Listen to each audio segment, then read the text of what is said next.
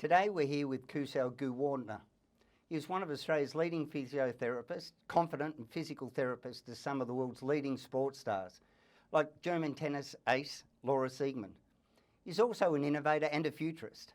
Now, to add to Kusal's impressive resume, he's also closely working with the University of Melbourne to develop a tactile bodysuit that allows physiotherapists to treat patients remotely. Kusal, thanks for coming in. Michael?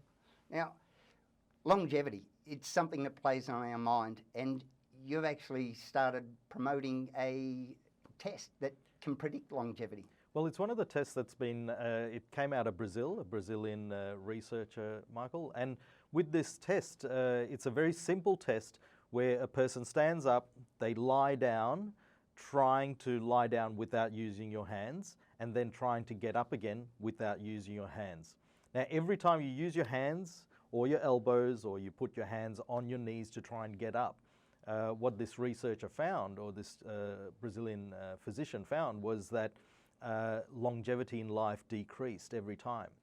And in today's world, I guess this is so important because we find that the more control you have through the legs, more mobility you have through the hips and your back, and you're going to find that's where the body's power comes from. So it's a test for strength, flexibility, and balance. And as we age, these are very, very important factors to continue to have.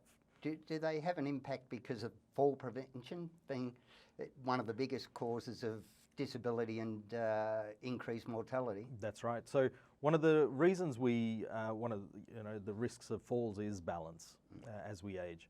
And the other thing is, once you fall, how do you get up again? So if you have the strength and coordination to get up, you're going to be a lot better off. So the whole cardiovascular fitness? Well, that's a very important part too, because you need the cardiovascular function, the heart and the lungs need to function. But what this physician found is having the strength component adds another layer to it. I've always been a fan of strength training over cardio, normally because I'm useless at cardio and I do okay at strength training. So this tends to play into that narrative. Has this come about slowly? Has it been a 180?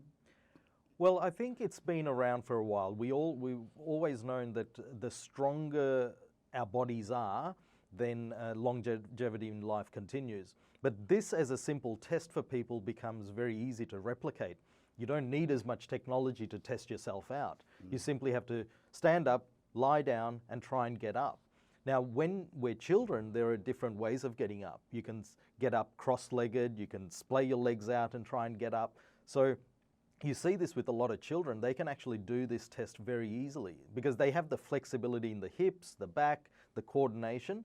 But as we age, what we find is, and what I've found through our research, you know, we spend a lot more time on computer. We're spending a lot more time behind desks or driving, and that affects how our spine works.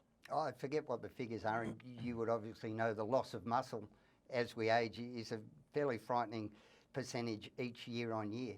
How do we turn it around? How do we improve this test for those of us at home that are worried? I think the mantra I tend to use is any movement is going to be an improvement. We're composed of 70% water, which means we've got fluid inside us encased in this soft thing called skin. So we were designed to move, not be in one spot. The other latest research that has come out is that for every hour we sit, we need to get up for 3 minutes.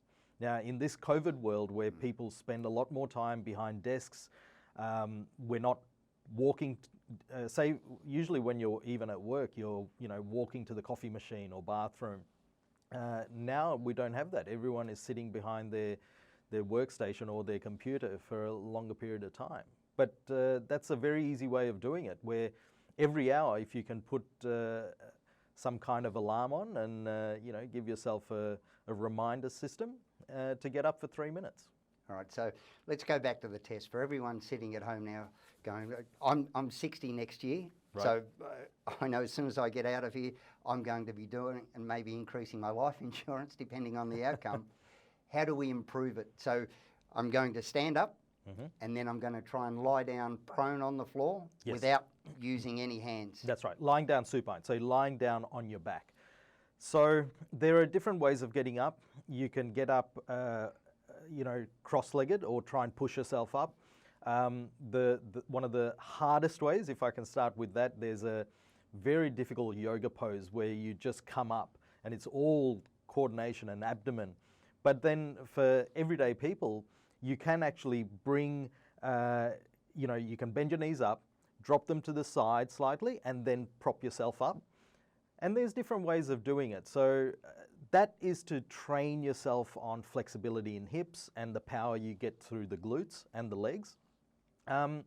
But saying that, say some people have had operations or they've had osteoarthritic changes through the hips and the knees, which is very common these days. Don't hesitate to use one hand or one elbow, because you're still retraining yourself up to achieve that. So my key is don't give up, but using one hand or one knee is not really a bad thing. You can continue to train yourself up. So there's a little bit of skill acquisition there as well as strength. So as with anything, yes, there is. Yeah. How do we prevent falls for our older people, which is one of the greatest shortening increases in mortality? Keeping the body moving as we age is very important. But finding activities that you love doing is another critical part. So I'm a big advocate of people dancing as we age. Dancing is excellent. Getting people to do things like hydrotherapy is excellent. The weightlessness of the water makes us work the muscles harder and gets the results easier. So doing an activity that you love and then doing things regularly would be the key message. Yeah, it's the consistency, not the intensity or the level at which you do things that gets the results. I've always found. Exactly. Well, Kusal, it's fascinating, and I'm going to be trying this when I get home, and I'm going to be calling you. So again, stand up, lie down without using hands or any stabilisers to get down. Yes. No dropping from a great height. Yes, please, don't drop.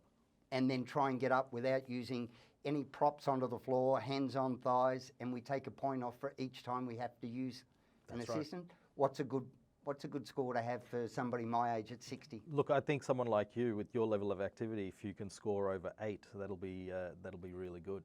Great. All right. Thanks so much, Kusal, for coming in. Fascinating stuff.